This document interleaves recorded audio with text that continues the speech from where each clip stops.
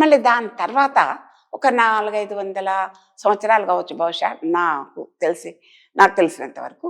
అయితే భారతంలో భారతంలో ద్రౌపది పాత్ర ఉంది. ద్రౌపది పడ్డన్ని కష్టాలు, అవమానాలు ఎవ్వరు పడలేదమ్మా. చరిత్రలో ద్రౌపది అవమానాలు పడ్డది. కష్టం పడొచ్చు కానీ అవమానం పడలేదు.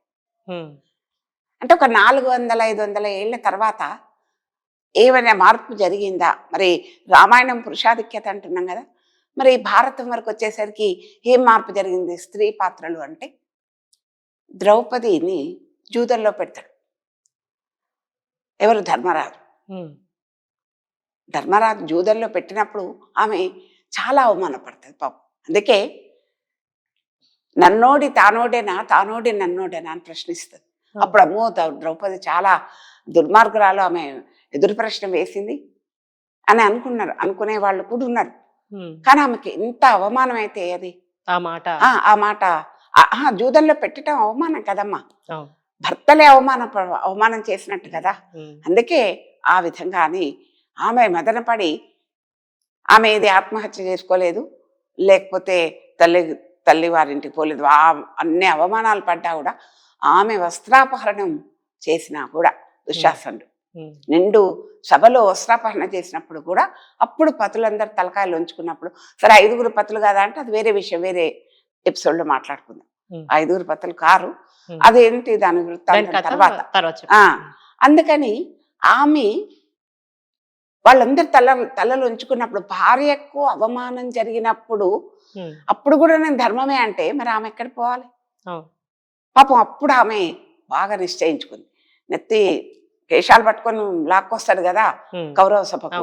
అప్పుడు ఆమె ఒకటే డిసైడ్ చేసుకుంటుంది, ఏమని అంటే నేను కౌరవ వంశం మొత్తం నాశనం అయిపోయిందాక నేను నా నెత్తి ముడవను. అంటే నాకు ఎవరు అవసరం లేదు, ఎవరు చలించట్లేదు కదా, ధర్మం ధర్మం అంటున్నారు. అర్జునుడికి విలువిద్య వచ్చు, భీముడు మహా బలశాలి, ధర్మరాజు అందరూ గొప్పవాళ్ళే. మరి ఎవ్వరు కూడా అవమానపడకుండా ఏమైనా చేసుకొని అంటే చాలా కష్టం కదా. ఆమె అప్పుడు ఆమెలో వ్యక్తిత్వం ఎట్లా మారింది స్త్రీది అనేది మనకు తెలుస్తుంది. ఒక 400-500 సంవత్సరాల తర్వాత ద్రౌపది పాత్రను బట్టి ఆమె ఆ విధంగా కౌరవ వంశం నాశనం అయినాక కూడా ఆమె నెత్తిముడి వేయలేదు. ఆ విధమైనటువంటి మార్పు వచ్చింది. ఇక దాని తర్వాత భారతం తర్వాత ఇంకా మనం ఇప్పుడు వస్తున్నప్పుడు తర్వాత ఏమైంది, ప్రబంధ యుగం వచ్చింది. ప్రబంధ యుగంలో కృష్ణదేవరాయ కాలం ప్రబంధ యుగం అంటారు.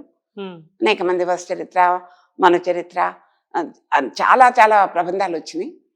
ఆ ప్రబంధ కాలంలో మాత్రం నిజంగా చెప్పాలంటే స్త్రీ ఒక విలాస వస్తువుగా, భోగ వస్తువుగా, ఆట వస్తువుగా, అంటే పురుషుడు ఆనందించేటువంటి ఒక వస్తువుగా మాత్రమే అక్కడ వర్ణించారు. అంగాంగ వర్ణన చేసింది, అసభ్యమైన వర్ణన చేసిండ్రు.